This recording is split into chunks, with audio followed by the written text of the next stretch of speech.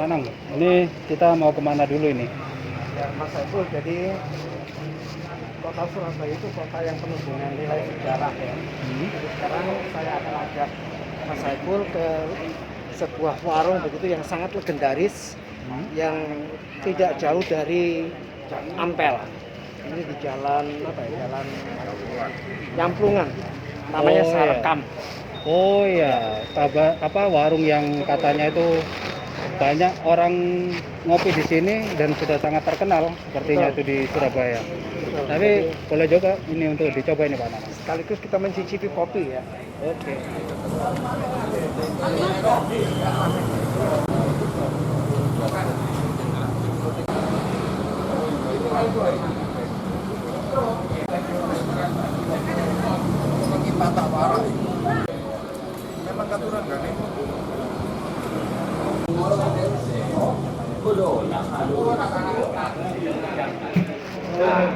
Sampean pasti kenal orang ini.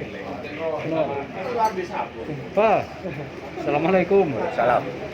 Waduh. Ya Pak Atep, ini loh saya ngajak Mas Saiful yang pengen tahu tentang Sarkam yang sangat legendaris. Sampean kan bedengkotnya kawasan ini itu bisa bercerita nantinya ke Mas Saiful seperti apa tempat ini. Ya. Betul ya.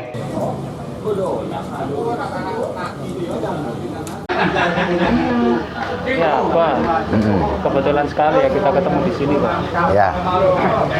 Jadi tadi Pak Nanang ini sempat nyeletuk kalau kopi Sarkam ini sudah sangat terkenal ini Pak Khotib, khususnya di kalangan Surabaya.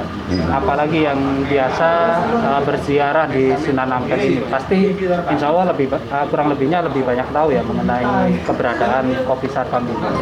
Nah, dari banyak dikenalnya warung kopi ini Pak Khotib, itu sebenarnya ada cerita apa? Kan pastinya ada kisah tertentu yang yang banyak diminati orang sehingga banyak diminati orang gitu. Iya. Jadi saya mulai dari riwayatnya dulu ya. Ini Sarkam ini cukup legendaris ya. Hampir semua yang ini mengenal itu, sampai Madura sekalipun. Nah, awalnya dulu stand ini ada di pinggir sungai Kali Begirian. Itu 1950. Ya. Yang mengelola namanya Pak Sopian, dikenal dengan Cak Ian. Nah, Cak Ian ini sudah kemudian punya putra sampai sekarang ini generasi ketiga. Nah, stand yang ada di pinggir sungai karena kebutuhan untuk irigasi maka digusur. Kemudian warungnya pindah ke pinggir gang ini, namanya Ampel Kesumba Pasar. Tapi orang Ampel mengenalnya Pasar Kambing. Pasar Kambing. Pasar Kambing. Ya, padahal itu kampung aslinya namanya Kesumba Pasar. Ampel Kesumba Pasar. Nah, kemudian ketika Pasar Kambing sendiri ya di sini nih lokasinya. Masih tahun 1930 dibangun bersamaan dengan Pasar Pabean dan Pasar Pegirian. Ya. Nah, yang menarik dari Pasar Kambing, masih belum saya cerita Sarkam dulu ya. Pasar Kambing ini adalah pasar yang khusus menjual daging kambing. Ya. Tidak ada kambing hidup. Ya. Dagingnya. Kenapa? Karena orang Ampel ini semua etnik itu doyan atau konsumsi daging kambing. Untuk masakan ya, untuk gulai, untuk apa macam-macam itu. Hampir semuanya. Maka pemerintah Belanda dulu mendirikan pasar ini khusus untuk jualan daging kambing. Sekarang dikelola oleh PD Pasar Surya. Nah, kalau saya tarik lagi ke pembangunan Pasar Pabean 1930, itu juga akan kita temukan di sana. Di situ ada space untuk spesial daging. Ada daging ayam, daging sapi, dan babi. Kambingnya tidak ada. Kenapa? Karena sudah dibangun khusus di sini. Jadi namanya pasar, tapi ojo nyari apa lombok sayur ndak ada di sini. Hanya khusus. Itu pun bukanya jam 5 pagi ya, dari RPH dari zaman Belanda sampai ke buka sampai kurang lebih jam 11 sudah selesai. Setelah itu sudah tidak ada kegiatan. Nah, kegiatannya akhirnya dipakai untuk nongkrongnya teman-teman ini semua yang ada di ruang ini gitu ya. Nah, ini cerita pasar kambing dulu ya. Kemudian karena digusir pindah di kampung tadi ya. Nah, ketika pasar ini dibangun oleh PT Pasar Surya, ada satu space yang sekarang kita duduk ini yang disewa oleh cucunya Pak Ian tadi, Cak Ian itu. Nah, jadi akhirnya menjadi semakin terkenal gitu ya, cukup legendaris. Dan yang datang ini, yang di sini ini yang nongkrong bukan hanya orang Ampel, tapi dari seluruh pelosok-pelosok di utara ini. Kenapa mereka nongkrong sini? Karena di sini ajang bisnis, ya, ajang apa silaturahim lah. Dan untuk diketahui rata-rata ini fanatis sarkam semuanya. Nah, sarkam itu sendiri berasal dari kata pasar kambing sebetulnya, bukan sarkem loh ya.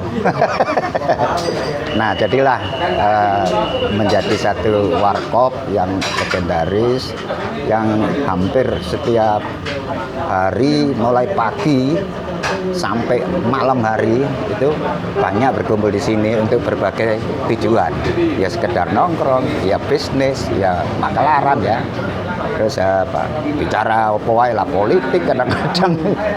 Nah, yang menarik lagi kalau malam di situ disediakan satu tempat untuk bermain gaple. Orang Ampel menyebutnya domna. Domna itu identik domino ya. Domna itu bahasa Arab karena memang kebiasaan orang-orang Arab Yaman itu kalau waktu senggangnya diisi dengan bermain domino ini, domnah ini. Bahannya bukan apa namanya, bukan dari kertas atau karton itu, tapi dari ebonit. Jadi agak keras ya, kayu yang keras ya. Nanti dan rame. Dan ini menarik sampai malam hari mereka. Yang menariknya itu selalu riuh di situ. Riuhnya ini bukan karena si pemainnya yang berpasangan, tapi apa namanya, justru penontonnya.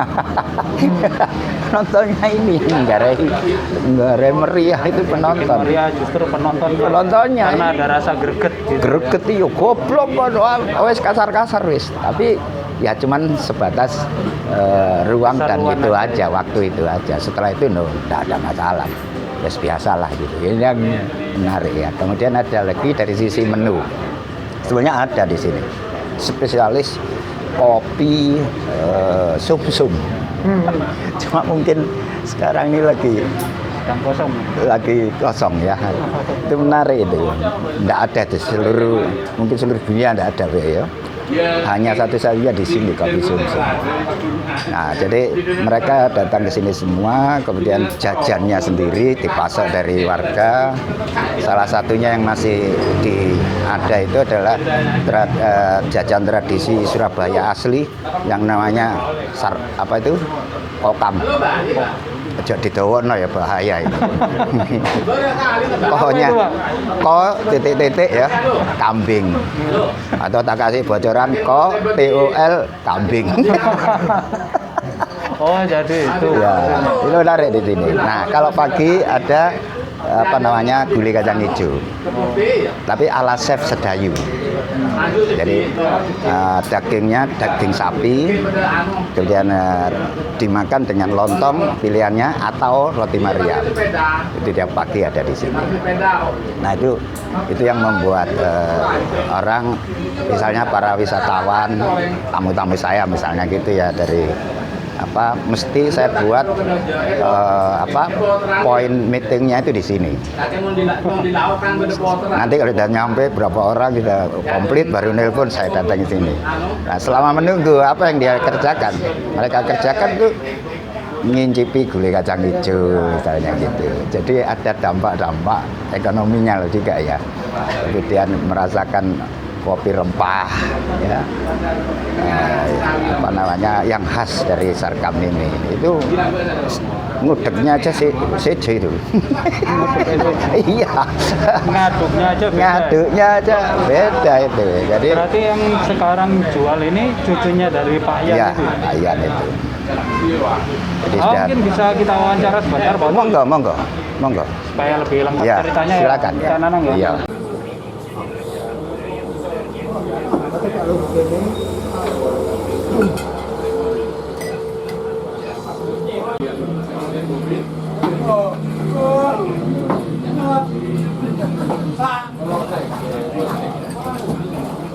Sahabat Pusaka, kita wawancara dulu ya sebentar ya dengan pewaris daripada warung kopi yang dikenal dengan nama Warkop Sarkam.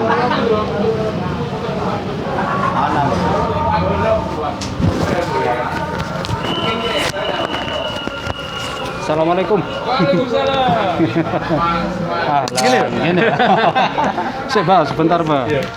Jadi dalam kesempatan ini ya, tadi saya ketemu Hotip ini ngobrol-ngobrol sedikit mengenai riwayat daripada warung Sarkam ini, histori ya. Jadi seperti yang diinformasikan sama Hotip, jenengan ini sebenarnya generasi keberapa daripada yang namanya Cak Yan itu tadi? Iya. Kalau Cak Yan itu Jadi Apa ya? bisa dihitung generasi ketiga Ya. oleh 95 sampai sekarang. Alhamdulillah masih Mulai dari berarti jenengan meneruskan warkop ini iya sejak 95. 95 Tapi tahu nggak sejak mulai berdirinya usahanya apa iya jenengan itu? tahu masa kecil ya kan tahu. Oh, berarti masih nutut ya? Masih menangi. Menangi ya. Kira-kira ingat nggak waktu itu masih tahun berapa? Saya tahun 79 78 masih Tahunnya ya? iya masih ada di tengah kali itu. Di tengah kali masih sana belum ya? ditertibkan. Oh, Belum ada penertiban itu. ya. Sejauh ini ya semenjak meneruskan usaha daripada orang tua ini, kira-kira ada historia khusus apa yang bisa diceritakan mengenai ini? Ya memang kita saling terbuka tadi mas sama adik-adik yang jaga ini kita transfer ada keterbukaan. Jadi terus kita juga menjalin sama pelanggan itu seakan kayak keluarga sendiri gitu.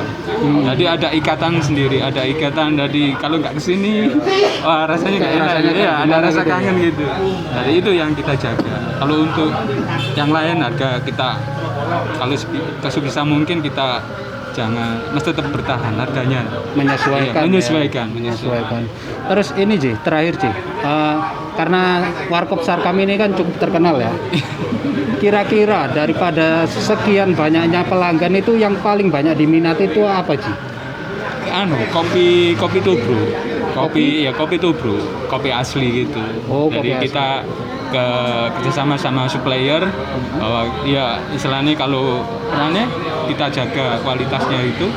Jadi kalau sama suppliernya ada komunikasi kerjasama mulai dari abah saya. Sejak dari apa Iya, ya? sampai sekarang tetap tetap kerjasama. Tetap terjalin ya kerjasama. Ini luar biasa, ini bisa dicontoh ya. Jadi ada suatu kerjasama yang sampai sekarang terwarisi hingga turun temurun ini. Iya. Tapi tadi kata Hotip ada minuman khusus yang namanya apa itu? Kopi Majun. Kopi Majun sama kopi apa lagi? Sum-sum. Oh ya, kopi sum-sum. Itu sampai sekarang masih ada Sum-sum itu adanya pagi. Oh, ya, kopi sum-sum soalnya sum-sum tersedianya suplainya ada pagi, ada pasar kambing itu. Tadi masih fresh. Kalau sore sudah enggak enak. fresh ya enggak enak. Beda ya rasanya. Ya menurut cerita sih alhamdulillah ada khasiatnya untuk untuk boyok. Oh gitu. Jadi kopi Majun dicampur sama sum-sum. Jadi selain ngopi juga jamu di sini ya. Jamu juga. Untuk rombongan banyak rombongan dari Malang karo ziarah. Oh gitu. Pasti ya. Pasti di sini. Pasti ya? Kalau enggak dari Pandaan dari Pasuruan kalau ziarah pasti ke sini. Apalagi kalau ada hall Mbak Sunan Ampel, Masya Allah. Pasti rame. Pasti wajib Iya, sini. iya. Pantesan saya kalau lewat ke daerah sini tuh pasti rame kalau ada, Iya. apalagi hari-hari tertentu ya kayak malam Iya. Jumat gitu ya. Iya.